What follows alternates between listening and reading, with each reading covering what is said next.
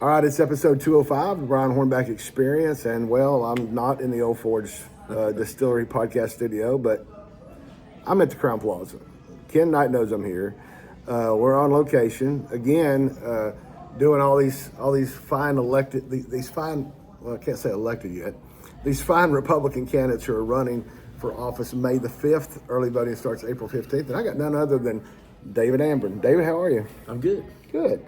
Well, the last podcast I did, this high top table is not going to allow me to put my arms on it. So it's going to bounce every time anyway, you touch it. That's my fault. But one thing I want to talk to all you guys about, you haven't been in the sheriff's race that long. You got in like January the 5th or 11th or something like that, January 5th of 2006, and primarily because Chief Deputy Bernie Lyons had announced sometime in July, September. He'd been on the site since September of 2005, and unfortunately, right around between Christmas and New Year's, Chief Lyon succumbed to pneumonia and a few other things and passed. Now, I think I said this on the other one, but we were together, these sheriff guys and I, and these mayor candidates and I've already told them that I'm kind of tired of listening to them, but anyway, because I've heard them for like 4 months now. But we're all tired of each other. That's trust right. me. That's right. They just want May 5th to get here. But one thing that people used to say to me when we first started coming out with early voting was that why do I want to vote early? Because what happens if my candidate dies during early voting? I'm like, that don't happen. Well, Bernie Lyon didn't die during early voting, but he might as well have died during early voting because he'd already campaigned September through December. We did about, when I say we, my day job, we're in some Christmas parades. Bernie was in Christmas parades. Bernie was in July 4th parades. My day job was in July 4th parades. So we all got to know each other. And then Bernie just got sick about the second week of December. And sometime between Christmas and New Year's, he succumbed, and he's in a lot better place. Don't have to worry about Knox County politics no more, and he gets to enjoy the rewards of heaven. But just want to talk about Bernie a little bit. You know, one thing I said, and I'll let you share a Bernie story, is that, you know, I guess the first time your boss, Tom Spangler, ran, there was probably things on BrianHornback.com that he probably didn't like. It wasn't about Bernie, but, you know, there was probably some coverage things he didn't like. But the thing about it was, every time I run into Bernie, he was nice to me, and he didn't have to be. And then obviously, you know, we got through the re-election where Sheriff Spangler just spanked his opposition, and then it's been a whole different situation for at least the last 4 years, and now here we are. Sheriff Spangler is term limited. It's going to be David Amburn or one of the other folks that's running for sheriff that wins the Republican primary. There's no Democrat. So I'm going to go ahead and let you kind of tell a Bernie story, and then we'll get to talk about your race. Well, my unique story about Bernie is the fact that he's one of the main reasons why I'm in law enforcement. So Bernie was a friend for 40 years, and to be honest with you, we really, because of this election cycle and everything that went on when Bernie passed, you know, most of us that were close to him really haven't even had time to grieve Bernie. Right. It obviously created a vacuum within the agency when you lose your chief deputy and somebody that, you know, he dedicated 46 years of his life to Knox County and serving the community. So he was the reason when I was in high school, I worked at a Smoky Mountain Market out in West Knoxville. Love those hot dogs. That's right. And don't forget the chicken rooster sandwich. Sold a lot of both of those. So, you know, Knoxville looked a lot different then. So back then, you know, it was nothing but fields down there for the most part. So that Smoky Mountain Market was the only thing, that one and the one at Walker Springs, that was open 24 hours. So Bernie and Sheriff Tom Spangler, Sheriff Tim Hutchison, they were all patrolmen or just sergeants at the time. So that's where they came to get in and out of the weather and drink some coffee or walk in the cooler and let the air go up under your vest, yeah. You know, and cool down for a minute. So That's how I met all those gentlemen. That's what got me interested in law enforcement. Bernie in particular, I started doing ride-alongs with, and basically that's where I got hooked on law enforcement. So once when Sheriff Hutchinson came into office, Bernie, reached out to me and was like, why don't you come do this? We think you'll be a good fit. So I guess I had an advantage. I'd been around a lot at that point and rode a lot. I, already knew 10 codes and some other things, so I had a little bit of an advantage. I'd spent so much time riding with them and being around them. So that's really how my law enforcement career kicked off. And then Bernie, over the years, as really the whole line family. As I spoke at Bernie's funeral, I definitely want to create a line legacy award at the sheriff's office to pass down to other men and women, because his family has just dedicated their whole life, and his father was our first, helped start the chaplain corps. He did a lot of jail ministries there. So did Mama Ruth, as we called her, Bernie and Keith's mom. And then, I spent 8 or 9 years working directly for Chief Keith Line Right. In special investigations, and formed quite a bond with him also before he was tragically taken from us. So, to say the least, they've been a huge part of the Knox County Sheriff's Office. They've all dedicated their life there. Keith paid the ultimate price, in the line of duty, and Bernie with this unfortunate illness that took him from us. So, definitely a lot of history there. Bernie was a man of very few words, enough that we all kidded him about it and joked him about it. But he was there for people. But his facial expressions would tell you what he was really thinking. Oh yes, he was. If you didn't know him, you might think he was unapproachable. If you didn't know him, but the funny thing was, if you spent enough time around him, I always really got great satisfaction out of watching him when we would go to the CODA graduations or our academy graduation, and you would see these big burly guys that just got through, and they're full of energy. They're ready to go out and fight crime, and they come up there and they're probably in the best shape they've ever been after going through our academy or our CODA class, and they come walking across the stage in the typical ceremonial, shake your hand and give you your certificate. And there was Bernie that would just grab onto you and give you a big bear hug, and it's always funny to watch these guys. Some of them just tense up and they're like, what do I do? The chief deputy's hugging me. But that was really Bernie. Right. It wasn't his words, it was his facial expressions, the things he did for you, the things that he would quietly do, that even somebody like myself that spent so much time around him over the years, the stories that came out, at his funeral and receiving of friends was even shocked me how many people's lives that he touched by such a quiet person. Right. Well, and the other thing that I've said is that obviously I was around the department some. I ended up getting, like 93 or 94, county commission ended up putting me on a jail inspection committee for certain reasons, which I fulfilled those duties. And then I was on the merit council for a little while during the Sheriff Hutchinson era, which merit council had a whole lot of work during the Hutchinson era. But the thing about Keith Line I don't really know a lot. I don't really recall a whole lot about Keith Line, because most of my work with jail inspection and merit council was revolved around corrections. But I do remember being at Severe Heights Baptist Church the night of the Receiving of Friends, and unfortunately a lot of our officers having to step out of line to go down to Roane County, because that was the night that the Houston brothers decided to exercise their own brand of justice on an officer and a ride-along that was trying to serve a warrant. And my friends in Roane County, I'm not saying a word, that's been I have a lot of good friends in Roane County, and that whole incident that night still has that county and that community split. But all that to say that it was kind of unfair to Keith Line that incident took a lot of our people away from what we needed to do, which was say goodbye to Keith Line. But with that said, some of these folks that are running for sheriff, they've had about 6-month head start on you, but you've caught up. There's more. Every election I say, man, I need to get in the sign printing business. Yeah, no joke. I agree with that. This year, I might buy stock in somebody too. This year I'm like, daggone, we got 3 candidates for mayor, we got 3 candidates for trustee, we got 4 candidates for sheriff. I mean, holy crap, the amount of signs. And then you start pulling up. You used to pulling up to an on ramp or an exit ramp off the interstate, and you're used to seeing a homeless person there. Now you see a bunch of homeless politician signs. Yeah. But anyway, so yeah, you've caught up. I know you've picked up, I guess, some of Bernie's supporters, but then you had your own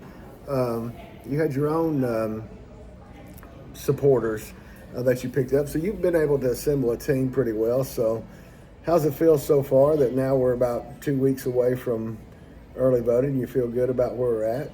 I do. We've been very blessed. I tell everybody around me and anybody I talk to in the community if they ask me about the experience, and it truly has been one of the most humbling events of my life. It's kind of an out-of-body experience is how I describe it to people. It's funny, right before Bernie passed, literally we were driving to lunch one day and I asked him, I pointed at one of his signs and I said, does that feel weird, seeing your name in people's yards and up on billboards? And of course, Bernie being the person he did, he goes, it's kind of weird, I don't think about it. And we just went on. That was it. That's all he did. It's funny because when I had Judge Klein on, I asked her, because here you got a lady that went to law school.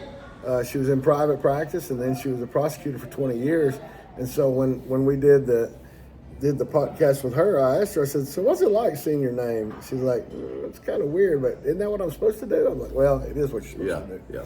But now you and I have somewhat of a connection. I don't know that's really been talked about, but you have a connection to the Duncan family. And of course, both your children are nephew and niece to the Duncan family. Yes. And of course, those of you that have been following me for, 21, almost 22 years, BrianHornback.com, know that my first political campaign was in 1982. And I went to the home of Judge Jimmy and Lynn Duncan, and she gave me Robin Beard bumper stickers and signs. So, I'm whatever that Duncan machine is, I'm still looking for it. I guess I'm a cog in that machine. But anyway, so it's not like you don't know how to be involved in a political campaign. But let's kind of talk about the sheriff's department. When Sheriff Hutchison came in 1990, the department lacked a whole lot. He kind of brought the department up. I know it was asked last night. We're together like almost every day now. Last night at the Concord Ferry Club, somebody asked you, and I don't know. I guess because of the question, I'm assuming it hadn't been talked about, but somebody asked you about your on the street experience, and so you were on the streets for about a year, but Sheriff Hutchison, because of your knowledge and interest in cars, put you in as fleet manager, and you were there for a number of years. So just kind of talk about your background in the sheriff's department. Yeah, I started out in corrections like most of us did. Used to be a requirement. You started. Hutchison made you start in corrections. Yeah, you had to. Even if you transferred here with experience from another agency, which back then we had very few transfers. Actually, there was not many opportunities on patrol. Those rare times that the positions came up were few and far between, and that was something that Sheriff Hutchison really expanded our agency forward and growing the agency forward. So, when that back then, we filled a lot of, as the agency started to grow under Sheriff Hutchison, he'd asked me to do that. I started out in corrections, though, as I was saying. Sorry, lost my train of thought there for a second. Started in corrections, did a little over about a year and a half, and then I was fortunate enough to be, chosen to go to the academy at Donaldson. And when I returned, I did long-haul transportation because I was certified then. I did that for about another 6 months. So I spent just a little bit over 2 years in the corrections, and then I was pegged to go to patrol. I went to patrol. I was in the first group of FTO. That's when they first started the FTO program. I was PO4. I still remember that. That's some things are ingrained in your mind. Did that. I was really excited. That's what my passion was. Like I said, from meeting Bernie and all these guys, that's what I came to do was get out there and fight crime and ride around the cop car. And so I was really excited about that. And yes, I was only out just shy of a year, and Sheriff Hutchison came to me and knew that I was a big car guy and had a lot of knowledge for my age. I was only about 26 at the time. And so here again, his vision of growing the agency, we had a pretty large fleet then, and he intended on growing it even more. So he asked me to do that, and I instantly, it's like, gosh, to pass up that opportunity at 26, was kind of unimaginable.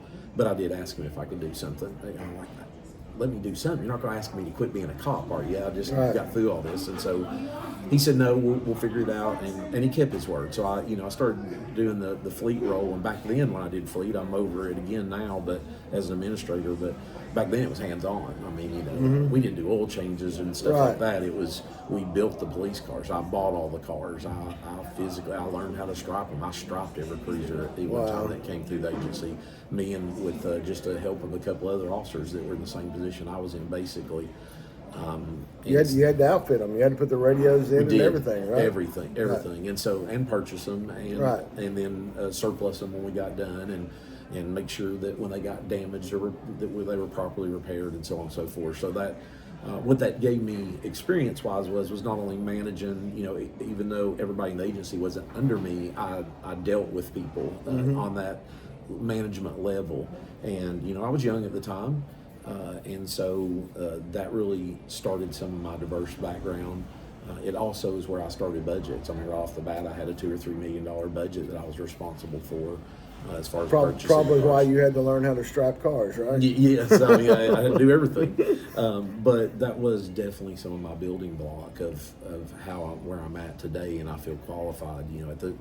Several months later, Sheriff Hutchinson kept his word to me, and that's when Chief Keith Line was coming up and formed a new Special Investigations Unit. So I did both of those for like the next 9 to 10 years. I did those kind of simultaneously. I worked about under Chief Line, most of us. Unfortunately, every one of us ended up divorced, but we all worked about 80 hours a week. Was very common for us. Right. And so built a lot of knowledge and experience, especially during that first 10 years there during that period. And then I was fortunate enough to be given other opportunities as time moved forward. I like to think because of my hard work ethic and my dedication to the agency. I was director of Homeland Security after 9/11, did that for a couple of years. That was a great regional learning experience to work with all first responders, both our local, state, and federal. We trained together even regionally because obviously terrorist attacks were the hot topic then, and so did a lot of investigative work and police work that we don't normally do here in Knoxville, as far as identifying soft targets and everything from our stadium, our schools, our power grid. That's not what your normal Knox County deputy is doing. Right. So that was a great experience in many ways, and developed a lot of relationships across the region that I still have today because of that.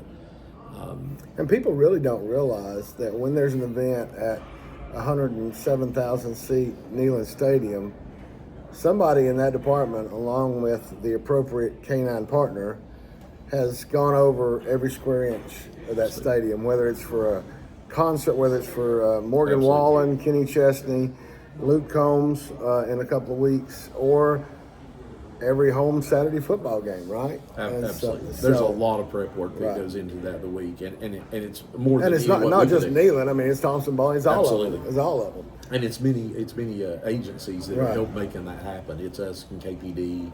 We've got some Blount County officers that are bonded over here, to help. It takes a lot of manpower, the men and women, to protect that place and make sure everybody's safe for whatever kind of event it is. That's right. So we did a lot of that, and as everything kind of calmed back down with that, then my next adventure was I was federally deputized, and so I became a task force officer with ATF here in Knoxville. Wow. And here again, that's a regional response. Federal system is a lot different than state system, good and bad, that you can talk about. But definitely a eye-opening experience. Learned a lot. Organizational wise, because they do things in a very methodical way on the federal side. It's all the things we joke about government, as far as a lot of paperwork and a lot of red tape, But the most satisfying thing is for those predators and criminals that are out there, it is very satisfying to be able to, once you get them in the loop with the U.S. Attorney's Office and being indicted, they're going to go spend some time in jail. They're the worst of the worst, and they're going where they need to be going. So it's very rewarding work, and I did that for almost 10 years also. And then when I got promoted to captain and then eventually placed over the narcotics unit, kind of the atmosphere with the office here at ATF and with my responsibilities kind of ticking up more at the sheriff's office, then I turned in my federal credentials and did narcotics, and then did that up until Sheriff Spangler promoted me to chief of detectives in 2021. But from 1990 until 2007 under Sheriff Hutchison, there was a lot of great growth within the department. Helicopters, horses at one time. I mean, he brought on a whole lot of different aspects that the department had never seen. He'd grown the department. And then from the time when Sheriff Spangler came in 2018 until here we are today, there's been some more growth. But I know you talked about last night, so I want you to kind of talk about it here on the Brian Hornback Experiences, kind of what we see coming down the pike in the next year or two. I know you talked about the drones and the flock cameras. Just kind of talk about what you talked about last night about that, and obviously if you're the sheriff, kind of what you envision happening to help keep our community as safe or safer in the future, because we got a whole lot of people moving into this place. We do. And that was when I started my platform, when I announced in January, that was one of the first thoughts that came to my mind. Obviously, you develop a platform of what you want to get the message out to the people that you're wanting to do for the agency and the community. And so, obviously, what really came to me just right off the bat was the fact of not only my experience working there under 3 different sheriffs, but just looking at the job itself. It's definitely, I started from the beginning saying it's a dual role. It really is. I mean, and that's why it's very important. It's very complicated. There's a lot of stress. There's a lot of no-win situations that you have to make tough decisions representing the agency and the community.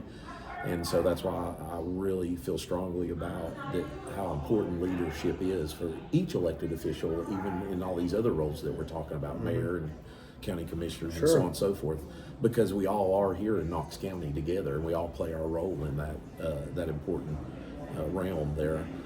And what the main thing of being the sheriff is basically you're the CEO of the sheriff's office first. And so that means the vision that you talk about, the leadership, it starts at the top, it ends at the top. The buck stops with you as the sheriff, good or bad. That's definitely a huge responsibility on your shoulders, and you have to be ready and able to do that and willing to do that, and not to forget that as you go down that path. You've got to provide the men and women with the training.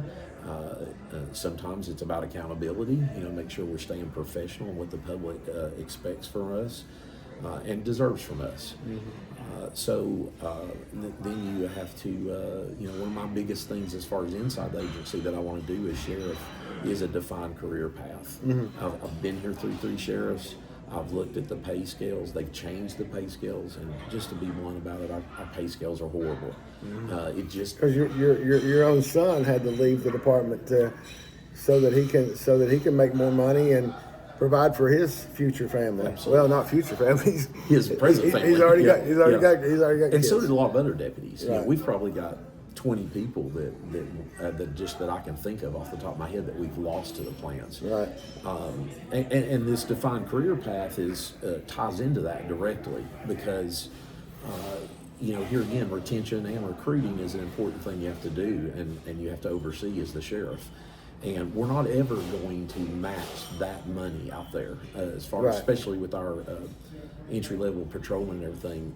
You're not going to be able to touch that. So that's where it becomes incredibly important as a leader as to the other ways that you can make your employees know that they have goals that they can reach. We have special teams that they may have a passion for, and we have to provide those special teams and support those special teams. You have to have the vision to look for other ways. Any sheriff can go back every year. All of us in Knox County are coming out of the same pot of money. And that's schools, that's us, that's every division you can think of. We're all pulling from that. We're all vying for that pot. And so it's just, if you have reasonable expectations, no matter what level you're at, from the sheriff down, and you should always strive to have reasonable expectations. Otherwise, you're letting yourself down and those around you. Right. So you look at that and you say, we can go back every year and ask for money for our men and women, and they are underpaid. That's not ever going to change. Right. We should keep striving to certainly make sure that we get above just 2% for our men and women. Right. So at the same time, you have to lead the men and women and help them understand the dynamics that you are fighting for them to get those raises. And in between those years, because you're not going to get it every year, what are other ways that we can show the men and women that they're appreciated, that we have a career path here, and you have a way to better your lifestyle and your family, because we all have the same goals, right? We want, we want our kids to have better than what we have, right? And that could be through work-life balance benefits, that could be through better health benefits, that could be through a lot of different things, right? That's right. Not necessarily just money, but I know one thing you have said is that if somebody comes to the department and they know that if they have no disciplinary infractions over 5 years, that you, the mayor, and the commission have signed off on, this can be, and you know, we're not going to put out an arbitrary number because it's going to be up to the sheriff and the mayor and the commission to come up with that, but that's part of what you're talking about with the defined service, the defined career plan. That's right. We have a lot of men and women that, and I don't mean to keep, you know, there's men and women that, thank God, that are willing to hold the line and work corrections for us. Right. And try to come up through the ranks there. We have men and women on patrol. We talk about patrol a little bit more, I think, because that's just what's visual to the public the most. But definitely all of them have life goals and things that they would like to meet. They also have different personalities. Right. And so some of them choose that they don't want to be a supervisor. Right. They have inspected themselves and said, I'm just not a supervisor material, or I don't want that stress. I enjoy doing this. Right. And so that defined career path here again, what has happened in my 34 years at the sheriff's office is unfortunately the way it's been channeled, that in order to get a significant raise and not just be dependent on what, sorry, get the table too. You're good. That we're not dependent on what comes out of that big pot of money. Right. Is that you got to get promoted. So Right. you got a patrolman or woman that really enjoys their job, do not choose to be really a sergeant on patrol. So they kind of give up their passion and say, well, you know what, I'm gonna put on a shirt and tie or whatever. I'm gonna go to detectives because I'll get a $10,000 raise. Right. And so that's not really a positive, healthy thing for everybody. You want those people that have that passion. That's where you're gonna really get the top-notch men and women to protect the public. Right. So that defined career path is one of my biggest goals as far as internally in the agency. And then when we talk about the community and the citizens, we keep all of us candidates, mayor, and everybody keeps talking it, and it is true. It's not a slogan that we all created. Right. We're at a crossroad here in Knox County. Right. The new generation's coming online. That brings different challenges and things because they see things and do things different than people in my generation. Oh, my 3 kids are totally different than what I would have done when I was their age. So. Absolutely. We all see that. Right. And so as leaders, we have to, in order to recruit and retain, we have to listen to what's important to them, even though it might not be as important to me or you. Right.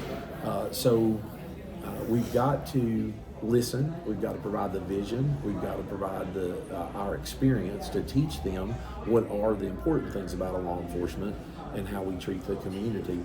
And so that's that's a huge chunk of what we need to do for the public as we move forward, is dealing with the new generation. Then we have the technology crossroad. We're getting ready to really have some exciting things. There'll be a learning curve. I'm sure there'll be some bumps here and there along the way. We'll have many tough conversations, especially when you start talking about the drones and people. Even last night when me and you left the event, some of the citizens I talked to out in the parking lot, they were very intrigued by the drone thing, but they instantly started going into, how some people are going to see that about their It's Big Brother. 100%. So I only want you to fly over my house if I have an intruder in my backyard. That's it. Other than that, stay away.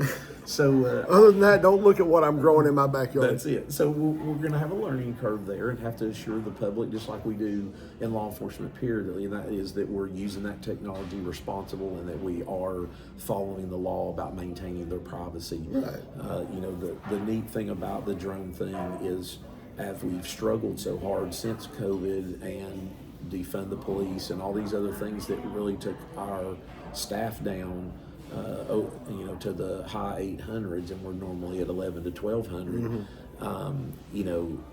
As we're trying to build that back up,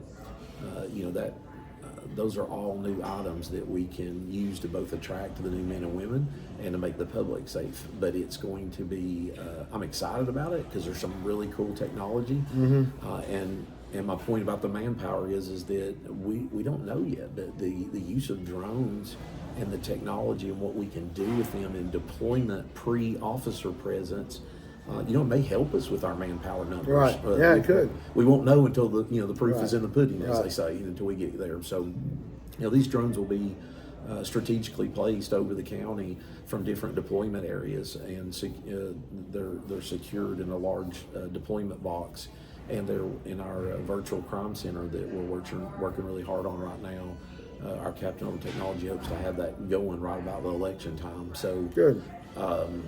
That's where we'll start getting our feet with it and start really seeing it. And they will, so if you've got somebody, if our officers are tired up on one incident and we have another call that comes in, there will be a pilot inside of that virtual crime center that will be monitoring everything, and they can deploy that drone immediately. We should be able to be from each strategic location, their designed area. We should be about 2.5 minutes from any place that we get dispatched to. So that drone can go ahead of the officer, survey, see if there is the issue that was called in on, see if that person has left or that vehicle or whatever, and therefore we can downgrade or upgrade that situation. If it's downgradable, then of course that allows these other men and women to finish what they're doing. Appropriately instead of rushing through it. So those are all exciting things, and that time will tell how that works out, and I'm sure we'll come up with many other ideas. I've already developed a couple in my mind that I'm kicking around about school safety. So. And you got a few staff members, including one that I happened to run into this afternoon or this morning over in North Knoxville, that is all about technology. And Absolutely. And so I'm sure he's going to want to be there too. But anyway, I do want to say before we conclude that, the corrections officers, from my experience for several years on the jail inspection committee, which had to be done because a federal judge said, yeah, we know you got the grand jury, but y'all are over capacity, so I want this county commission, jail inspection committee, which no longer exists anymore. But having worked through that, having seen the inside operations of the corrections, you don't know when you're out at Food City or Kroger that the guy beside you might be a corrections officer because they don't necessarily identify themselves. But just know that these people are, at least in the city county building, it's a little more confined than at the Roger D. Wilson. By the way, I miss Big Raj. We all do. We still talk about him. As a Carter dude, it's kind of hard to think about Big Raj not being here. But anyway, you got officers that are in a pod with 2 stories of cells. They're supervising anywhere from 20 to 40 inmates, and if a fight breaks out, he's the only one in there until they can get some other folks there. So those people are truly just as important, just as valuable as the officer on the street, although, I guess the danger's still the same. You could be in a car wreck, you could get run over, but, at the same time, you got 20 or 30 inmates that decide to do something, it's all just as dangerous. It is, and Sheriff Spangler, one of the things he did that I really admire, and I know that how much it meant to speaking to all the correctional officers, is that when him and Bernie came into office, they replaced the patch with an actual. Right. They get a metal badge now, like the patrolmen do, and the rest of us. Yeah. And I think that was hugely important because they need to know. Number one, we're all wearing the same badge. Right. We are on the same team, and the way I've always strived is I don't think anybody's more important than the other. I don't Right. care what rank you are or what division you're in. We all help keep Knox County safe, and we're on the same team. And corrections is an important part. For years, Tom in the kitchen was just as important as anybody else. That's right. He sure was. Because all those hundreds of meals that Tom cooked, That's it right. was either going to make everybody really happy or everybody's going to be really sick. That's exactly right. And if Tom sees this, he's probably going to kill me, but that's all right.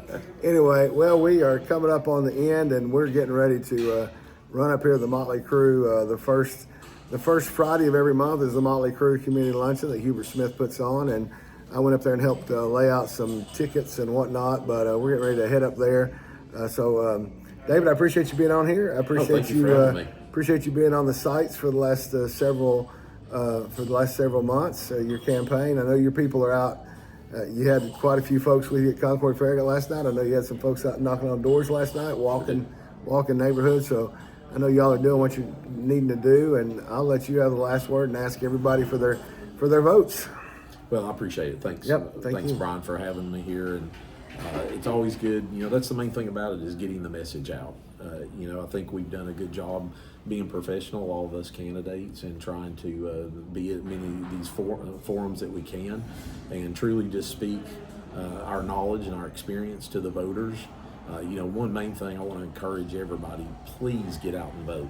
If you look across our country and across our community and the way our community is growing, we need to get out and vote. We really do. When we have over 500,000 people in Knox County, and in 2018 only approximately 44,000 came out and vote, man, we can do better than that. I mean, we really can. We need to do better than that. And when we're choosing, life's a busy for all of us. Yeah.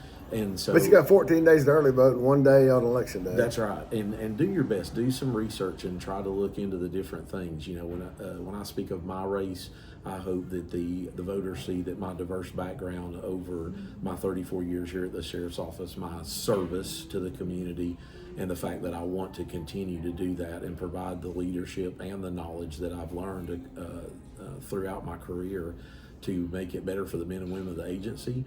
Therefore, they will be better equipped and better able to, hopefully morale-wise also, that they really enjoy coming to work and doing their passion. And I believe if you're successful at that, then you're going to be successful at keeping the community safe and serving the citizens that elected myself to be there as the leader. So I'm always available. I welcome any questions whatsoever. You can go on Amburn for Sheriff, our website, and answer any questions on there or get in touch with us. I'll be glad to come out and speak to anybody. But I humbly would love to earn the support and the vote from all the citizens of Knox County, and I welcome any questions. And I would ask for your vote on April the 15th for early voting, or on May the 5th, Cinco de Mayo. It's a good way to keep it in your mind. And be sure that you go vote before you go celebrate Cinco de Mayo. That's right. That could be some bad outcomes if you didn't. And be sure you have an Uber driver to get you home. That's right. Be responsible. Because we don't want his guys arresting you. I've made a lot of mistakes, but being locked up in jail has not been one of them yet. We want to keep that record absolutely intact, right? Absolutely. All right. Thank you very much. I appreciate it. Check it out, AmburnForSheriff.com, and Facebook. Just search David Amburn, you'll find it out there. And all right, appreciate it, David. Thank you. See you, buddy. Appreciate it. Thanks.